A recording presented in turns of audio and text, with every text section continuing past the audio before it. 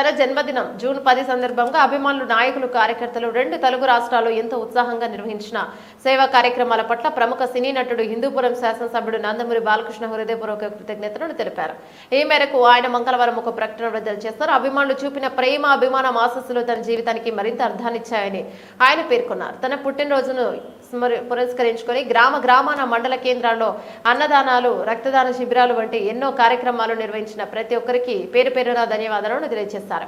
ఈ రోజు నా హృదయం కృతజ్ఞతతో నిండిపోయింది. మీరు చూపిన ప్రేమ, అభిమానం, ఆశస్సులు నా జీవితానికి మరింత అర్థం ఇచ్చాయని బాలకృష్ణ తన సందేశంలో పేర్కొన్నారు. ముఖ్యంగా Basavatarakam Indo American cancer hospital మరియు రీసెర్చ్ ఇన్స్టిట్యూట్ లో తన అభిమానులు స్వయంగా ఏర్పాటు చేసిన రక్తదాన శిబిరాన్ని బాలకృష్ణ ప్రత్యేకంగా ప్రశంసించారు. రక్తదానం అనేది జీవితాన్ని ఇచ్చే గొప్ప దానం.